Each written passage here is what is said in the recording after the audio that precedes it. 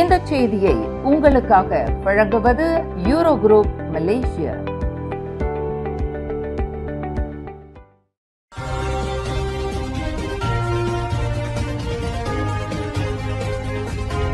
வணக்கம். திசைகளின் 5 மணி செய்திகள். வெள்ளத்தில் சிக்கிய 4000 மலேசியர்கள் தாய்லாந்தில் இருந்து மீட்க தீவிர முயற்சி. துணை பிரதமர் டத்தோஸ்ரீ அஹ்மத் ஜைட் ஹமிடி தகவல்.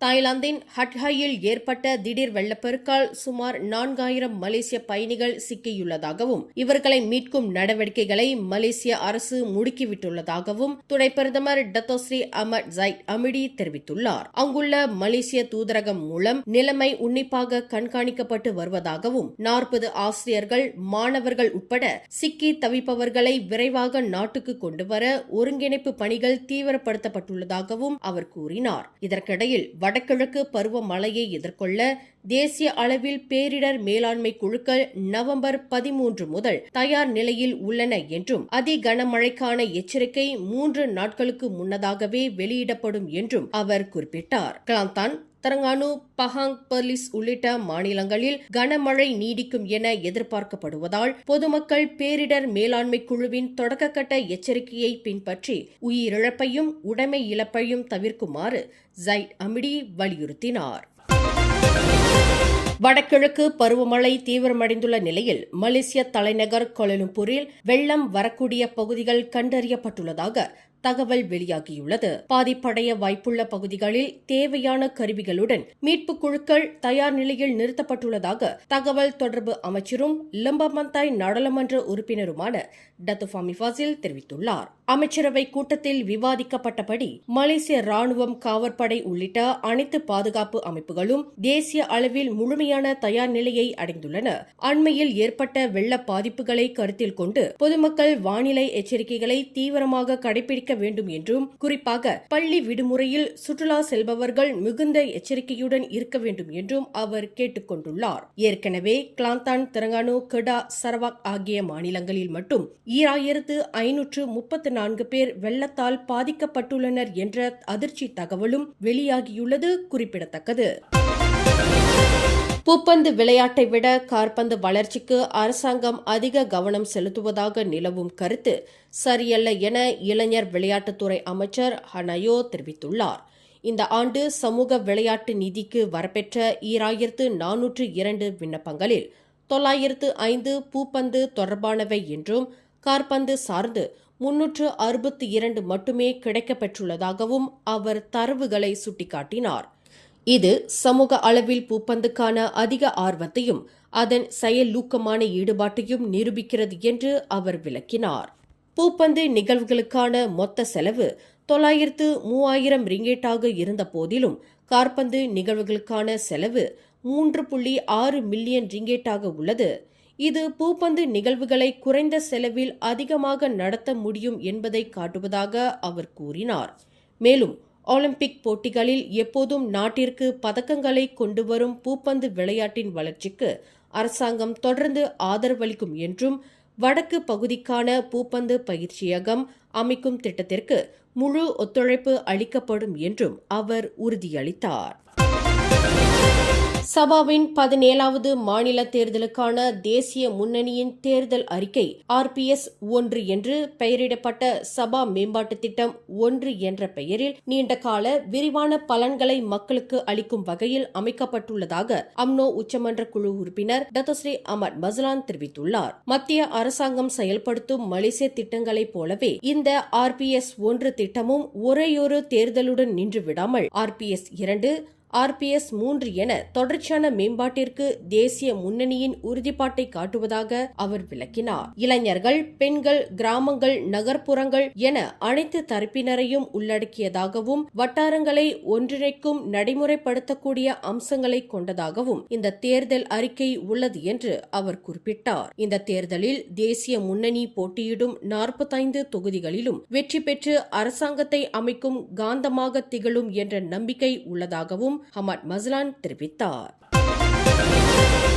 ஜொஹோர் பாகோ அருகே வடக்கு தெற்கு நெடுஞ்சாலையில் நேற்றிரவு நடந்த 4 வாகனங்களை உட்படுத்திய விபத்தில் 2 மோட்டார் சைக்கிளோட்டிகள் உயிரிழந்தனர். இரவு 11 மணியளவில் நடந்த இந்த விபத்தில் 3 மோட்டார் சைக்கிள்களும் ஒரு லாரியும் ஈடுபட்டுள்ளன. முதற்கட்ட விசாரணையில் 20 வயதுடைய மோட்டார் சைக்கிளோட்டி ஒருவர் லாரியின் பின்புறம் மோதியதால் விபத்து ஆரம்பித்தது என தெரிய வந்துள்ளதாக மூவார் மாவட்ட காவற்படை தலைவர் உதவி ஆணையர் ரைஸ் முக்லிஸ் அஸ்மான் அசீஸ் தெரிவித்தார்.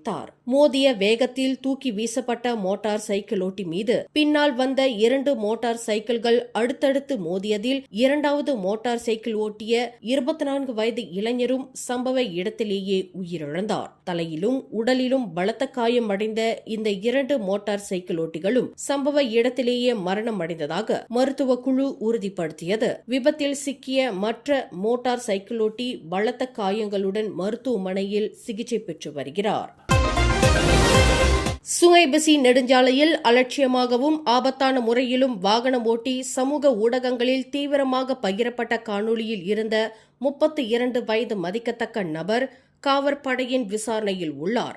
அந்த ஓட்டுநர் இன்று காலை 10:30 மணி அளவில் கோலாலம்பூர் போக்குவரத்து காவல் நிலையத்திற்கு வந்ததாக கோலாலம்பூர் போக்குவரத்து விசாரணை அமலாக்கத்துறையின் தலைவர் உதவி ஆணையர் முகமது ஜம்சூரி முகமது இசா கூறினார்.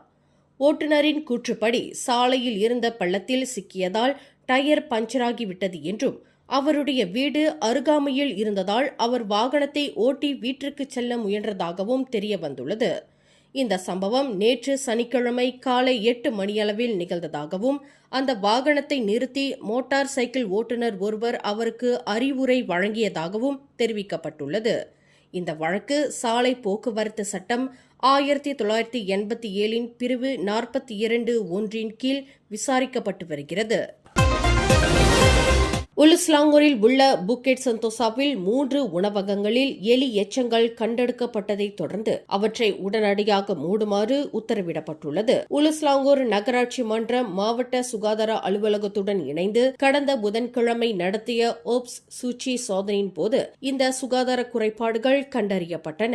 நகராட்சி மன்றத்தின் உரிமம் இன்றி உணவகங்களை நடத்துதல், ஊழியர்களுக்கு டைபாய்டு தடுப்பூசி போடாதது, அசுத்தமான சமையல் கருவிகள், சரியாக பராமரிக்கப்படாத குளிர்பதன பெட்டிகள், தரமற்ற கழிப்பறைகள் உள்ளிட்ட பல விதிமீறல்கள் கண்டறியப்பட்டன.